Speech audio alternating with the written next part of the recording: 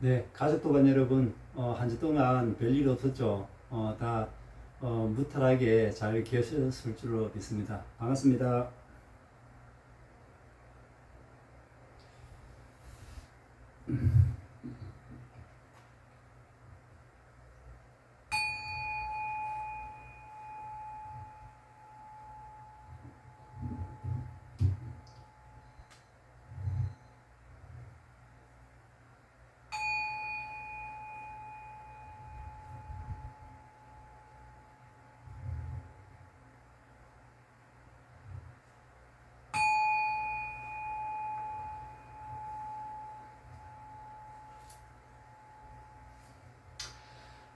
네,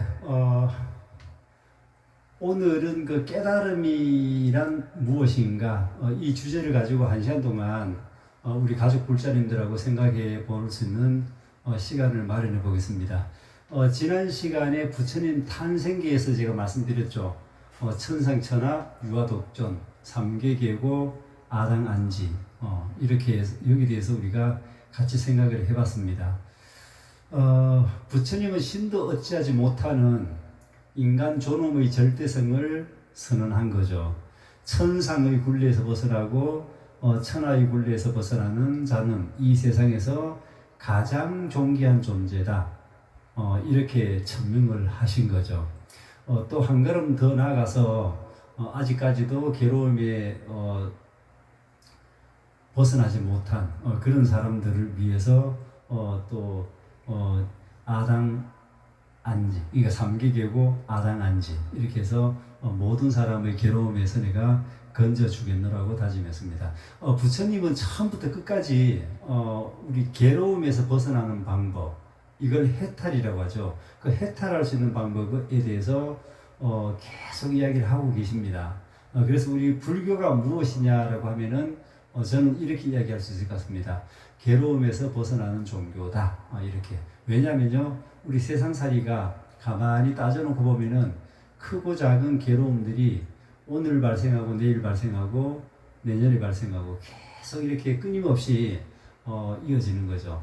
가장 대표적인 것이 생로병사에 대한 고통이죠. 가장 근본적이죠. 생로병사, 태어나고 늙고 병들고 죽는 괴로움이죠. 가장 근본적인 거고, 그 외에서도 우리가 이제 사회생활 한다거나 뭐 가족을 또 구성해서 끌고 나가다 보면은 이런저런 괴로움들이 또 앞을 막을 때가 상당히 많잖아요. 그래서 우리 불교는 괴로움에서 벗어나는 길을 알려주는 종교다. 이렇게 제가 설명드릴 수 있을 것 같습니다. 오늘 주제가 깨달음입니다. 깨달음이란 도대체 무엇인가? 제가 늘 말씀드리지만은 이 깨달음이라고 하는 것은 산 속에 계시는 선승들, 그 다음에 그 선방에서 공부하는 선방 스님들이 해야 되는 몫이 아니라는 거죠. 우리 제가 불자들이 깨달음에 대해서 공부를 하고 계속 공부를 하다가 보면은 어느 날 하면서 이거구나라고 체험을 하게 되는 거죠. 사실 이 깨달음이라고 하는 것은요, 누가 가르쳐서 될 일이 아닙니다.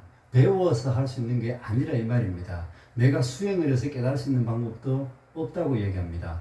단지 그 내용을 마음으로 들여다봤을 때 어느 날 갑자기 내가 나란 이런 참나가 이런 게 있었구나, 그 다음에 깨달음이 이런 거였구나, 이게 나도 모르는 사이에 어느 날 번뜩 이렇게 떠오르는 거죠. 이게 깨달음이에요. 그러니까 이런 공부한다고 말로 해서 뭐 이게 내가 뭘 안다라고 해서 될 일이 아니죠. 오히려 아는 것은 깨달음의 가장 큰 적이 아는 거예요. 우리가 태어나면서 지금까지 알아왔던 생각들, 이런 생각 번뇌라고 하죠.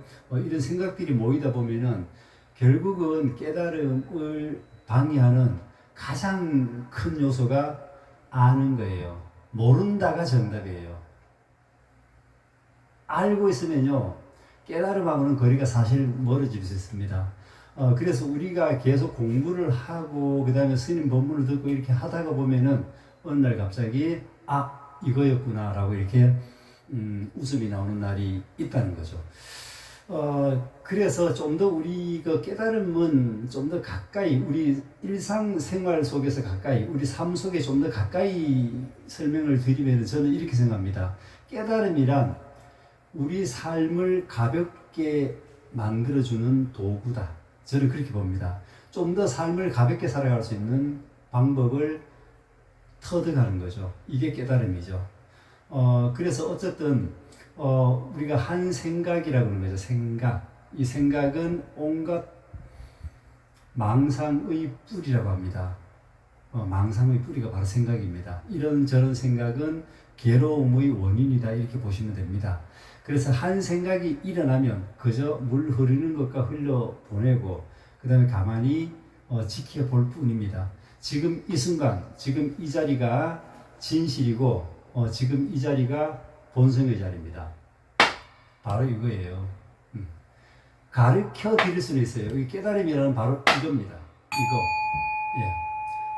지금 이 순간, 지금 이 자리만이 진실이죠. 그래서 말로 설명할 수 없다. 어느 도단의 자리다. 이렇게 선사들은 이야기합니다. 그게 맞아요. 말로 설명해서 될 일은 아니라는 거죠. 다른 말로 해서 우리 본성이라고 하는 것은요, 해탈, 열반, 진성, 참나, 진화, 자성, 불성, 열애, 본래 면목, 또는 뭐 부모 생전, 이렇게 표현하기도 하잖아요. 그래서 오늘은 그 삼법인 이야기부터 좀 시작을 하도록 하겠습니다. 우리가 불교를 믿는 불자라면은 삼법인은 꼭 알아야 됩니다. 그러나 깨달음하고도 밀접한 관계가 있기 때문에 그 삼법인을 제가 먼저 설명드리도록 하겠습니다. 삼법인이라고 하는 것은요, 부처님께서 올바른 법이라고 인정하시고 부처님이 도장을 꽝 찍어주는 거, 이걸 말하는 거예요. 법인, 인장이라고 하잖아요. 인장, 그죠? 삼법인은 세 가지 도장이다 이렇게 보시면 됩니다. 이 세 가지를 잘 지키고 마음에 잘 새기면 정법이고, 이 세 가지에서 벗어나면은 부처님 정법이 아니다 이렇게 보시면 됩니다. 다시 말해서 재행무상, 그 다음에 제법무아, 그 다음에 열반적정, 요 세 가지를 보고 삼법인이다. 그러니까 우리가 누가 법문을 하든 법문을 들으시고 나서 저분이 법문하시는 분이 재행무상에 위배됐다, 또는 제법무아에 위배됐다, 열반적정에 위배됐다라고 하면은 그거는 정법이 아니고 사법으로 보시라 이 말입니다. 그래서 이 세 가지 삼법인을 제대로 전달이 된다면은 우리 부처님께서 인정하는 도장을 찍어주는 거죠. 요게 삼법인입니다. 삼법인에 대해서 제가 중요하니까 설명을 하고 시작하도록 하겠습니다. 먼저 재행무상이라고 하죠. 재행무상. 무상이라고 합니다. 보통 우리가 이 무상하다, 그죠? 세월이 무상하다 이렇게 말합니다.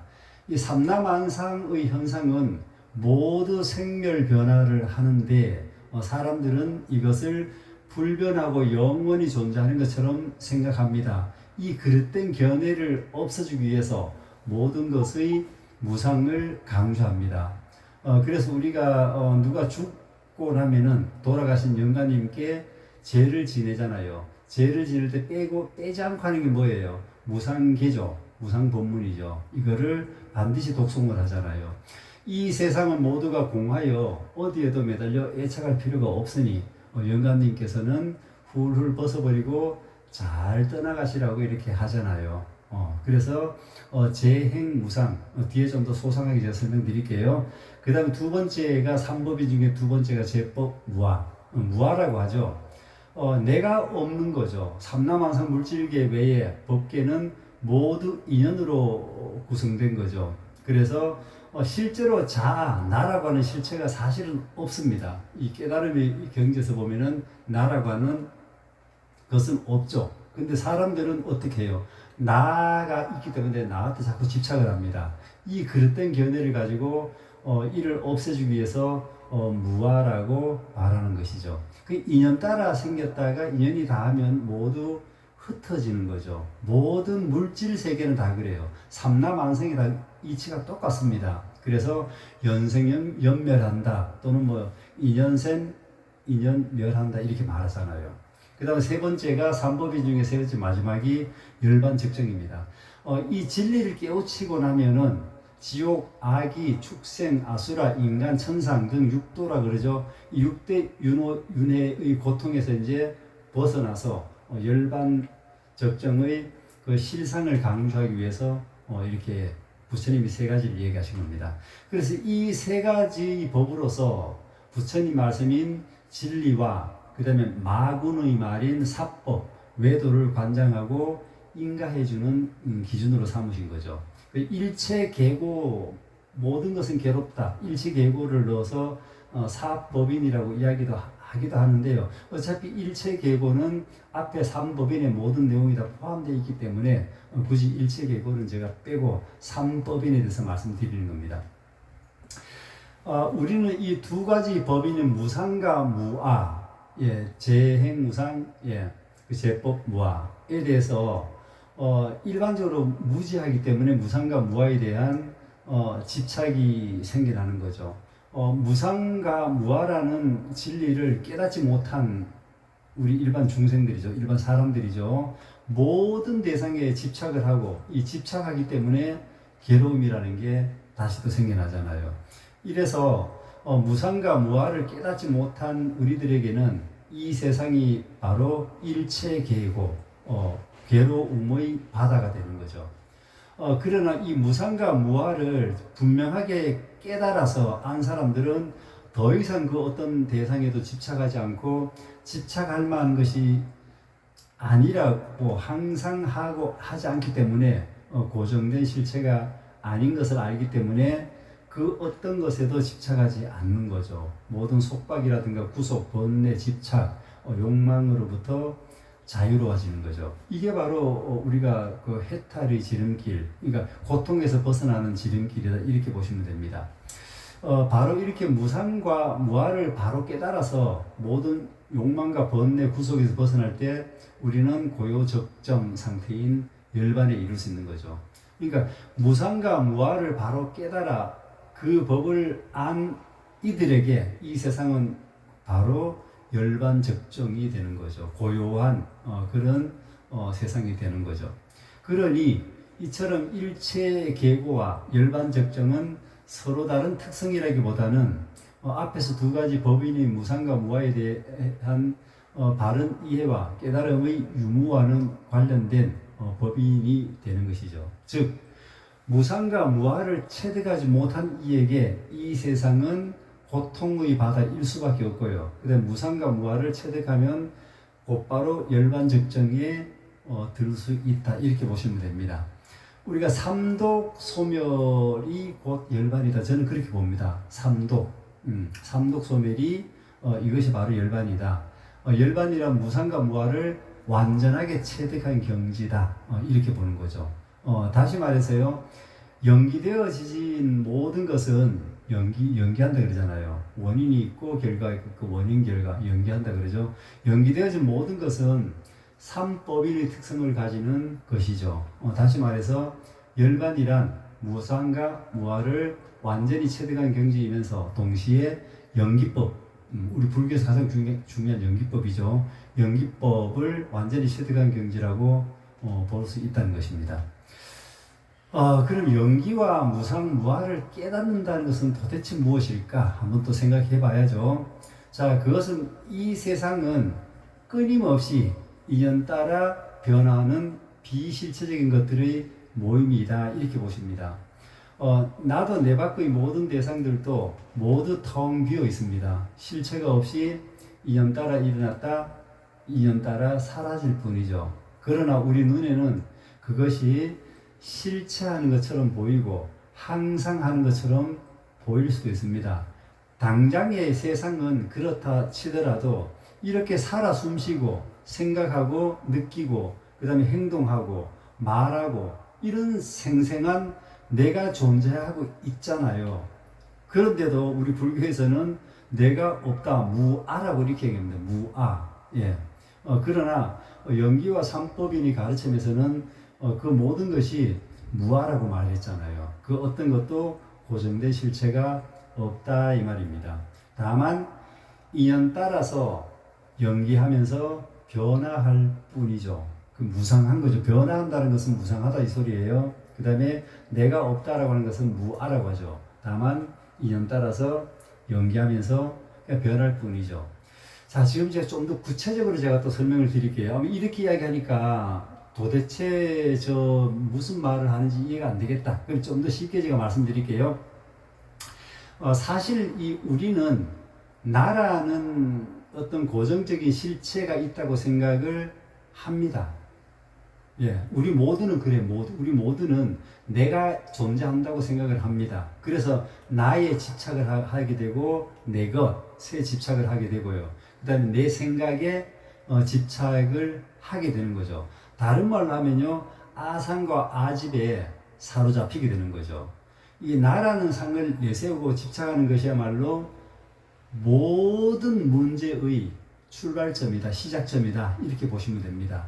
아상과 아집은 모든 번뇌의 근본인 탐진치 삼독을 가지고 와서 탐내고 성내고 이 어리석은 세 가지 독소를 우리에게 가져올 뿐이죠. 이뿐만 아니라 내가 좋아하는 것을 소유하고 싶고 그렇게 되지 않을 때, 또는 내 생각대로 내가 생각대로 하고 싶지만 또 내 생각대로 되지 않을 때 불길처럼 화가 들끓게 되는 법이죠.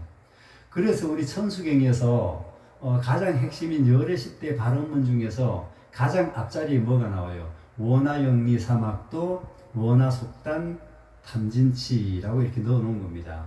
금강경에서는 처음부터 끝까지 아상을 버리라고 수없이 부처님께서 이야기를 합니다. 이 삼독을 가까이 두고는 깨달음의 길은 멀기만 하죠. 남의 이야기가 되는 거죠. 그래서 우리가 이 삼독을 깨트리지 못하면은 깨달음하고는 거리가 멀어진다, 이렇게 보시면 됩니다. 그래서 우리 삶의 모든 문제를 한번 살펴보세요. 한번요. 우리 삶의 모든 문제가 있다면은 그 문제를 곰곰이 깊이 들여다보면은 이 탐진치 삼독에서 비롯되지 않는 게 없습니다. 모든 문제는 탐진치 삼독에서부터 시작되는 거죠. 탐내고 화내고 어리석은 이 세 가지 근본 원인 때문에 괴로움이 싹이 트는 거죠. 이 괴로움이라든가 또는 아픔이라든가 슬픔, 이 모든 탐진치 삼독이 원인이 되기 때문에, 그래서 즉 연기되어 일어나는 것이죠. 그 탐진치 삼독의 원인은 바로 연기와 무상과 무아에 대한 무지의 소치입니다. 우리가 연기 인연법이라 그러죠. 인연법을 깨우치고, 그 다음에 무상함을 정확하게 알고, 그 다음에 이 내가 없다는 무아를 정확하게 깨우친다면은 탐진치 삼독은 완전히 벗어날 수 있는 거죠. 완전히. 그래서 우리 상응부 경전에 보면은 탐심의 소멸, 진심의 소멸, 치심의 소멸, 이것을 보고 열반이다, 이렇게 또 설명했습니다. 탐진치 삼독이 소멸된 자리가 바로 깨달음의 자리다, 이렇게 보시면 됩니다. 무상무와 열반적정을 체험했을 때가 깨달음의 자리다. 또는 분별과 망상 번뇌에서 벗어난 자리가 깨달음의 자리다. 또는 분별과 망상 이전 근본 자리가 깨달음의 자리의 본성의 자리다. 이렇게 보셔도 될 것 같습니다.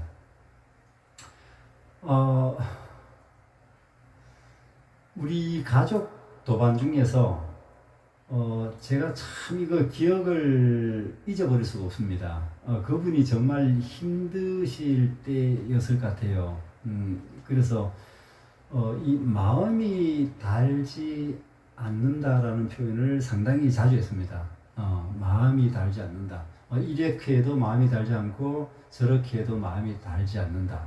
그러니까 깨달은 사람은요, 어디에서도 끄달리지 않습니다.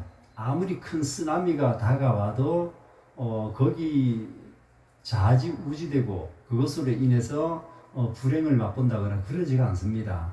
그 어떤 상황에서도 마음이 달지 않는 삶, 그 해탈의 삶, 재행무상의 삶, 그 다음 제법무아의 삶, 열반적정의 삶이 되는 거죠. 이렇게 해서 삶이 가벼워진다, 이렇게 저는 그 말을 표현을 하는 거죠. 우리가 그 어머니 뱃속에서 나와서부터 지금까지 얼마나 많은 일들이 있었습니까? 그 일들 중에는 죽을 것 같은 어둡고 힘든 시절도 다 있었잖아요. 우리 가족들 제가 다 알잖아요. 가족들 그런 거 다 겪어왔잖아요. 지금까지 잘 견뎌내시고요. 물론 뭐 그렇지 않게 또 복이 많으신 분들은 그렇지 않게 또 살아오신 분도 계십니다. 하지만 대부분 사람은 인생살이에서 이 쓰나미가 지나가는 것과 같이 괴로움을 한 번쯤은 다 겪습니다. 한 번이 아니죠. 여러 번을 겪게 되는 거죠. 단지 그 크기가 큰가 작은가 일 뿐이죠. 누구든 그런 괴로움을 겪게 되잖아요. 지금껏 우리가 그 괴로움을 잘 피해와서 잘 살았다 손 치더라도 누구 한 명 예외 없이 이 죽음이라고 하는 괴로움이 있잖아요. 생로병사에서 죽음이라고 하는 괴로움. 이거는 벗어날 길이 없어요. 혹시 주변에 이 죽음을 피하거나 죽음을 외면한 사람이 있으면은 나오보러 와세요. 아무도 없습니다. 아무리 돈이 많은 그 삼성그룹 회장도, 또 우리가 동의보감을 쓴 허준 그 선생님도, 또 아무리 큰 권력을 지닌 사람도 모두가 죽었잖아요. 안 죽고 산 사람이 단 한 명도 없습니다. 이것은 부정할 수 없는 진리입니다. 그래서 이 깨달음이라고 하는 것은 바로 이러한 죽음 앞에서도 당당할 수 있는 거죠. 어떤 괴로움 앞에서도 당당할 수 있는 것이죠. 좀 더 피부로 와닿는 표현을 쓰자면은 삶이 가벼워진다. 저는 항상 그렇게 생각합니다. 삶이 가벼워진다. 그 삶이 가벼워진다는 것은 결국 외부 환경이 바뀌어서 삶이 가벼워진다 이게 아니잖아요. 외부 환경은 그대로 존재합니다. 그럼에도 불구하고 삶은 가벼워지는 거죠. 이 부처님 법은 온갖 고통에서 건져내는데 이보다 더 좋은 저는 명약은 없다고 봅니다. 대부분 우리 정신과 의사들 있잖아요. 병원에 가면 정신과 의사들, 이 사람들이 가만 뒤에 책이 무슨 책이 있는지 알아요? 그 뒤에 서고에 보면은 금강경 갖고 계시는 분도 있고요. 또는 화엄경을 또 공부하시는 분도 계시고, 우리 불교 경전 공부한 사람들이 상당히 많습니다. 왜냐하면 환자들이 괴로워서 오잖아요. 정신과에 오면은 그분들한테 설명을 해 드려야 되는데, 가장 좋은 방법이 우리 불교 교리를 정확하게 이해하고, 근데 그것을 환자들한테 설명해 주면요, 그 환자들이 그렇게 좋아한답니다. 그리고 바로 또 이게 행동이 바뀌고 뭐 그런 분도 많다고 합니다. 어쨌든 이 깨달음이라고 하는 것은 말로 설명할 수 없습니다. 사실은 제가 이렇게 지금 계속 짓거리고 있어도 사실은 말로 표현할 수 없습니다. 어느 도단의 자리다 이렇게 보통 말하잖아요. 그러니까 우리가 삶이 좀 더 가벼워지기 위해서는 우리가 오늘 지금 이 자리에서 이렇게 공부하고 있습니다. 참나다, 본성이다, 자성이다, 진하다, 다 똑같은 말이에요. 본래부터 아무 문제 없습니다. 이미 완전하고 의심이 끊어진 자리입니다. 씨앗이 발화하는 것하고 똑같습니다. 발화할 때 물도 필요하고 온도도 필요하고 그 햇빛이 필요하듯이 이 깨달음에 이르려면은 선지식의 법문을 정말로 부지런히 들으셔야 됩니다. 시시때때로 나는 누구인가를 계속 자기 자신한테 물어보는 거죠. 나는 누구인가, 나는 누구인가. 이렇게 묻다 보면은 어느 날 우리 옛날에 카메라 이렇게 초점 이렇게 맞추잖아요. 카메라 초점 이렇게 돌려서 맞추죠. 처음에는 흐릿하게 보이다가 초점이 탁 맞으면 어때요? 앞에 있는 피사체가 굉장히 선명하게 보이잖아요. 그런 거죠. 그러니까 이 피사체가 희미하게 보이다가 어느 날 갑자기 피사체가 렌즈를 돌리다 보면 피사체가 초점이 탁 맞아 떨어졌을 때 얼마나 선명하게 보여요. 이 깨달음은 똑같습니다. 어느 날 갑자기 이게 초점이 정확하게 맞아서 환하게 보이는 거죠. 환하게. 예. 오늘은 제가 우리 일상을 가지고 한번 설명해 보도록 하겠습니다. 일상. 우리가 살아가는 일상입니다. 퇴근을 하고 나서 이제 배가 고파서 밥을 먹습니다. 그리고 심심하니까 텔레비전을 또 켜서 텔레비전 봅니다. 그리고 양치를 마치고 나서 졸리니까 이제 잠을 자러 가죠. 그 다음에 깨달은 자의 일상이 바로 지금 제가 설명드린 이겁니다. 그러니까 깨달은 자 일상은 그냥 그뿐이에요. 그 여기에 뭐 군더기 붙일 일이 하나도 없잖아요. 군더기 붙일 일이 없어요. 여기 무슨 생각이 들어가 있고 무슨 분별 망상이 들어가 있습니까? 그러니까 여기는 분별이나 생각을 전혀 뺀 자리예요. 퇴근하고 나서 배가 고프니까 밥 먹었고 심심하니까 텔레비전 켜서 봤고 그 다음에 양치 마치고 나서 졸리니까 잠을 잡니다. 깨달은 자 일상이 바로 이렇습니다. 자, 그런데 여기서 제가 생각과 분별을 한번 넣어 볼게요. 생각과 분별은 어떻게 되는가 한번 들어봐요. 자, 퇴근하고 나서 배가 많이 고픕니다. 그 생각을 합니다. 이제 뭔 생각하는가 하면요.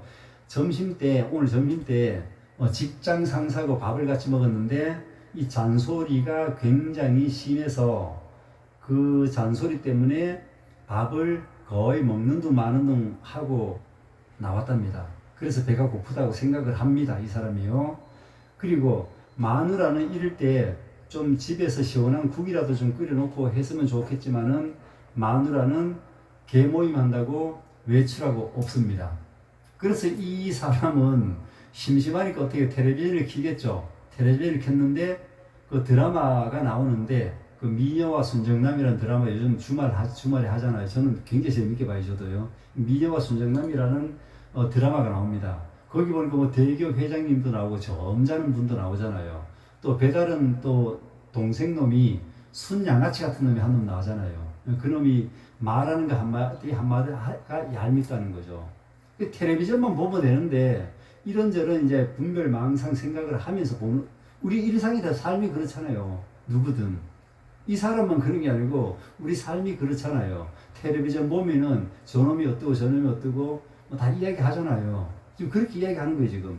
거기서 또 감독으로 나온 사람 있잖아요. 그는 키도 큰 놈, 훤칠하게 잘생겼잖아요. 근데 행동 거지가 아주 올바른 그런 사람인데 또 한 번씩 보면 답답한 짓도 좀 많이 하잖아요. 뭐 이런 생각을 하는 거죠. 또 드라마 보면서 또 내 삶과 또 견주어 보기도 하고 또 양아치 같은 그놈이 나오면 또 욕도 하기도 하고 또 점잖은 회장을 보면은 뭐 인생을 참 저 사람은 잘 살았다 뭐 이런 생각을 다 해요. 그리고 또 양치하려고 하는데 치약이 마음에 들지 않습니다. 양치하면 끝이에요 그냥. 한데 또 치약에 마음이 안 든다고 치약 향이 뭐 죽염이라서 향기롭지 않다, 향기롭다, 마음에 든다, 안 든다, 뭐 치약 좀 내 마음에 드는 거 좀 사놓지, 이따위 거 사놨냐, 또 마누라 또 원망도 하고 뭐 이렇게 하잖아요. 그리고 또 졸려서 잠을 자려고 하는데 오늘 낮에 직장에서 있었던 일들이 이제 자꾸 떠오릅니다. 잠이 안 오고. 근데 회사를 그만둬야 되나? 또 다른 곳으로 내가 다른 회사로 옮기면 또 마누라 잔소리 할 것 같고, 또 애들 학교 또 교육도 시켜야 되고, 뭐 지금까지 내가 쌓아온 이 스펙이 다 물거품이 되지 않는가?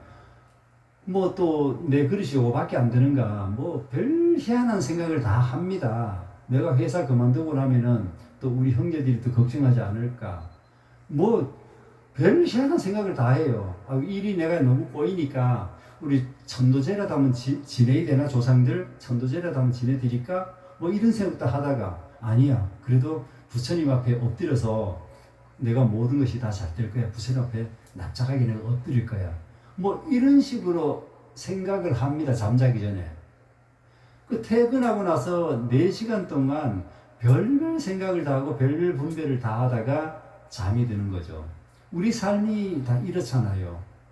여기 나오는 이 사람은 제가 예시를 든 이 사람만 그런 게 아니고 머릿속에 별별 생각을 다 하잖아요. 누구든. 그걸 보고 우리가 분별 망상이라고 그러죠. 망상. 현실이 아닌 사실이 아닌 것을 사실인 것처럼 생각하는 망상. 우리 치매 어르신들이 가장 많이 밖으로 나타나는 그 현상들이 망상증이라 그러잖아요. 사실이 아닌데 사실인 것처럼 착각을 하는 거죠. 이게 우리의 삶입니다. 그래서 현상에 달라붙은 생각들이 온갖 분별과 망상을 낳게 되고 그 분별 망상들로 인해서 걱정, 근심이 늘어나게 되는 거죠. 지나 참나 본성으로 살아가는 것이 아니고 거짓 나에 끄달려서 살아가는 거죠. 거짓 나에 끄달려서 살아가는 거죠.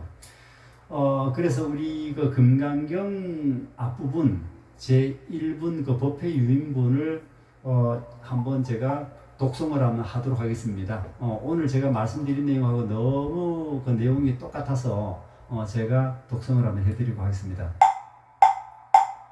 여시야무 일시불 제사위국 기수국 도덕은 여대비구정 천이백오십인 구이시 세존식시 차의지발 입사위 대사원걸시거기 성중 차제거리 환지원 처반사을 수이발 세족이 부자이자 요렇게 이제 1분이 끝나죠. 이 내용은 그거잖아요.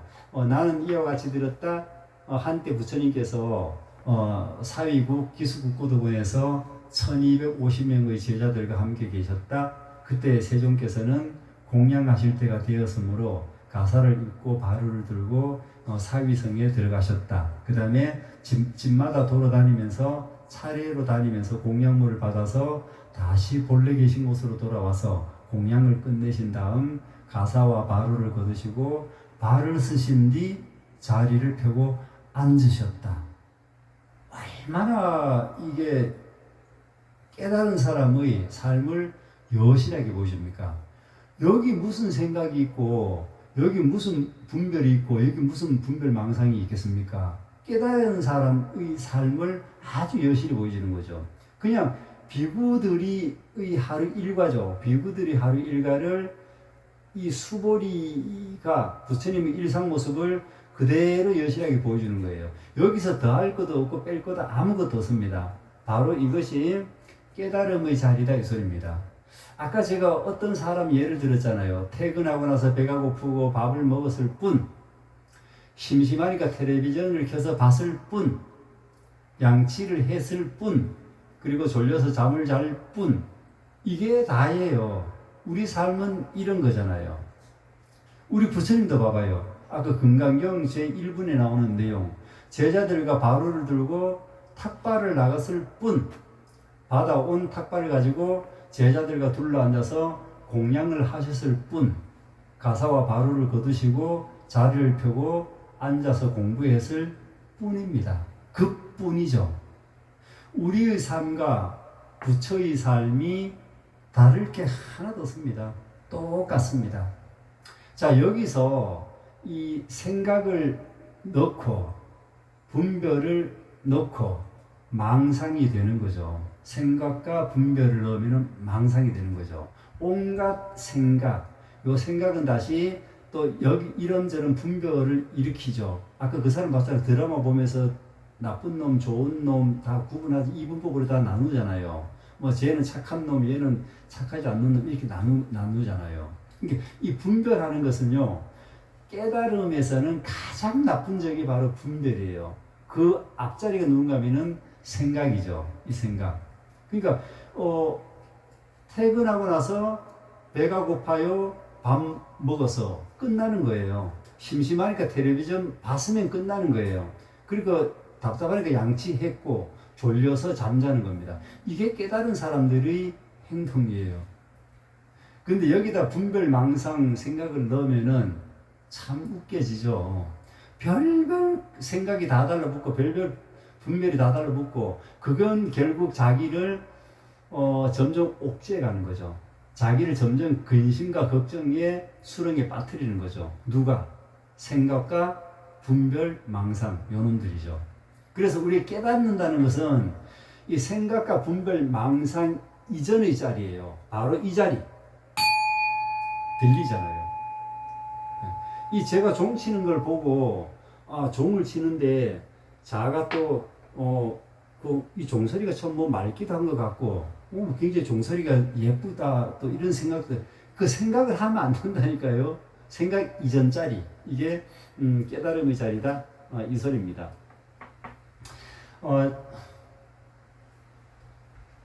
제가 종을 쳤잖아요. 소리가 나죠.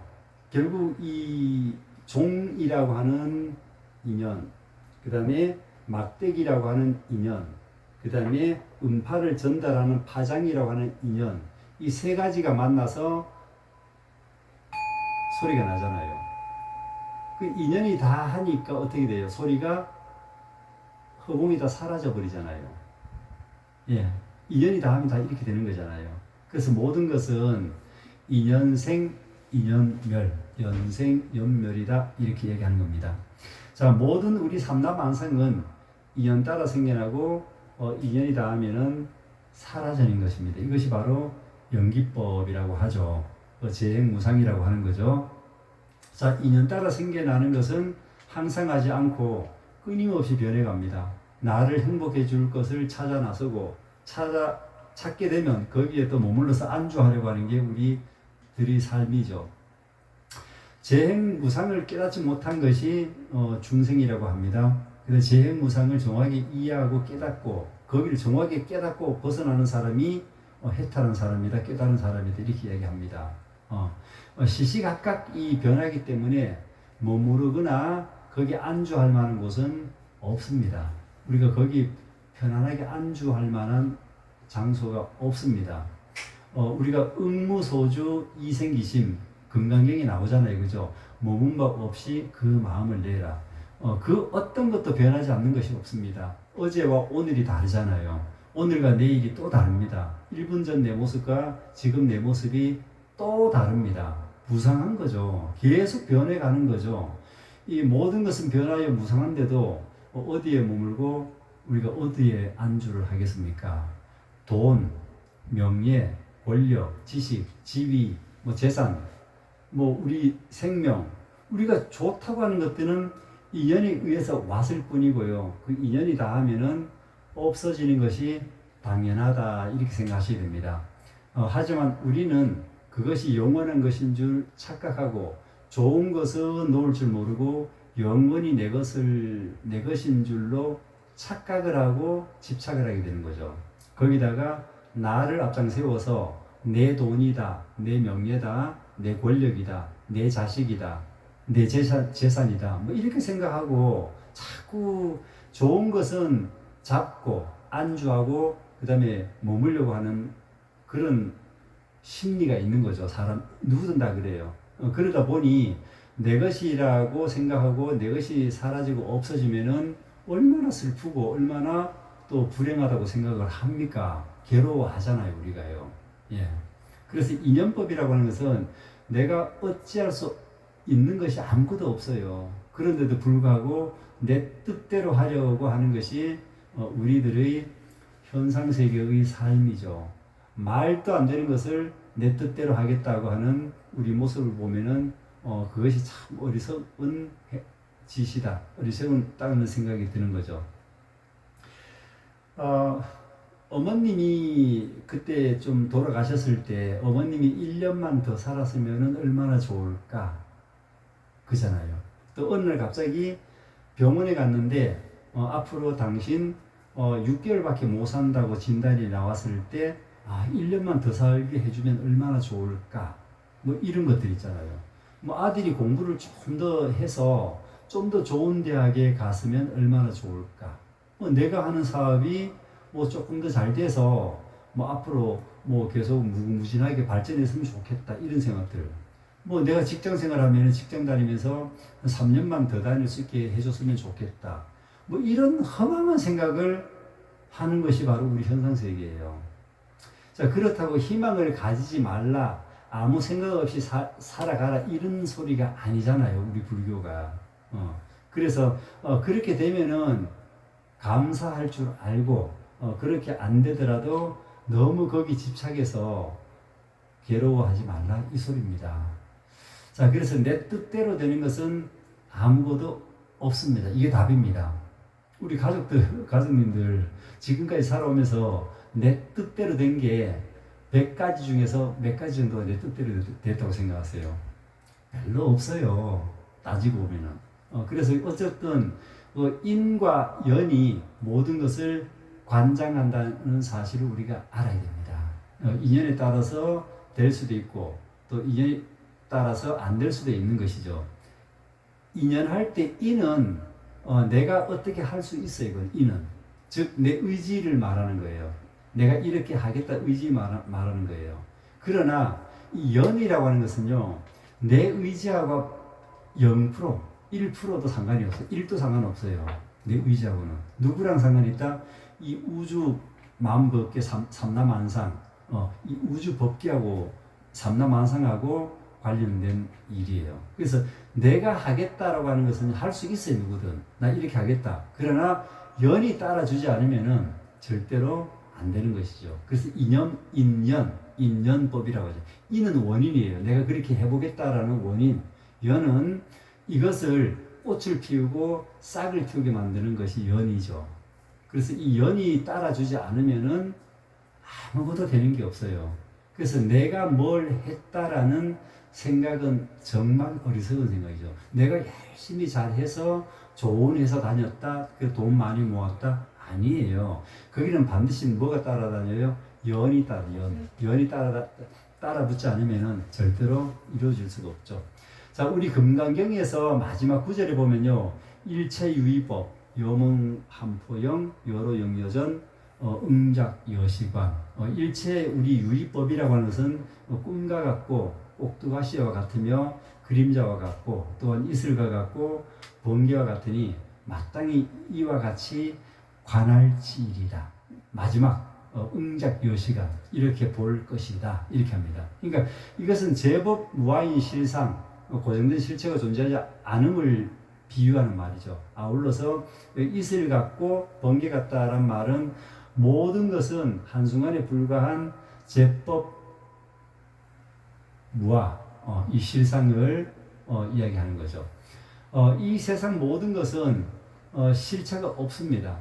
혹음과 같아서 나라고 할 것도 없습니다. 나라고 할 것이 없기 때문에 내 것이라고 하는 것은 아무것도 없다. 이렇게 보시면 정답입니다. 뭐 말도 안 되는 소리 하고 있네. 아니에요. 말도 안 되는 소리가 아니고 이게 진리예요. 내 거라고 할 것은 아무것도 없다. 이게 진리입니다. 예. 어떤 사람이 지나가다 들으면은 저 미친놈 이렇게 할 수도 있어요. 나보고. 뭐, 내 거가 없다며. 뭐가 그런 세상 천재, 그런 법이 어디냐. 이렇게 이야기할 수도 있잖아요. 자, 이 세상 모든 것은 영원하지 않습니다. 시시각각 인연 따라 변화하고, 어제 건강했던 내가 오늘 또 건강한 나라고 집착하지 말고, 또 오늘 행복했다고 내일 또 행복한 나라고 집착하지 말아야 돼요. 그저 한 조각 뜬구름이 먼지와 습기와 바람과 인연에 따라서 만났다가 그 인연이 다 하면은 멸하는 것이죠.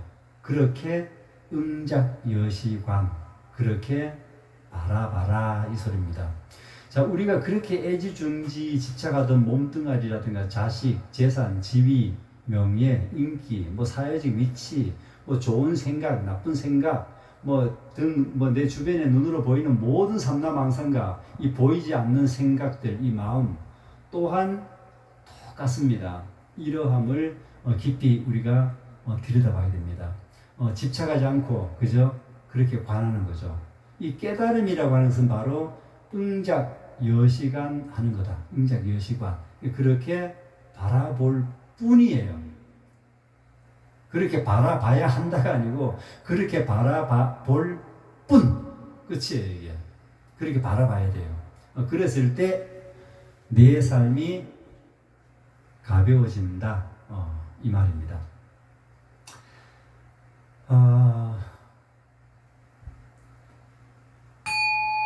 바로 이거예요. 우리 선지식들이 깨달음이 뭐예요? 물으면은 마른 똥막대기다. 뜰 앞에 있는 잣나무다. 뭐 그렇게 말씀하셨다 그랬잖아요. 그러니까 이것은 말로 설명이 안 돼요. 내가 뭘 해야 돼요? 체험. 내가 체험을 해야 돼요. 체험. 이 체험을 해서 받아들여야지 누가 옆에서 아무리 설명해주고 해도 안 돼요. 어떻게 잘못하면요 오히려 더 방해가 될 수도 있어요. 그러니까 내가 체험을 해야 되는데 기본 뿌리는 뭐다? 우리 부처님의 법을 알아야죠. 그래서 우리 그 선지식들의 본문이라든가 큰 스님들 본문을 꾸준하게 들어야 됩니다. 그러면 어느 날 갑자기 이 겨울에 눈이 내리잖아요. 소나무가지에. 눈 내리면 소나무가지가 찌지직 하면서 부러지잖아요. 부러지는 소리가 확연하게 들리죠. 확연하게. 예.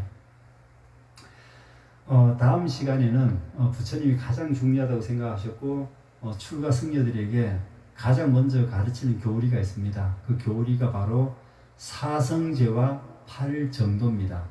그 사성제와 팔정도 중에서 사성제에 대해서 제가 다음 시간에는 준비해서 우리 가족 불자님들께 올리도록 하겠습니다. 네, 함께 해줘서 감사합니다. 고맙습니다.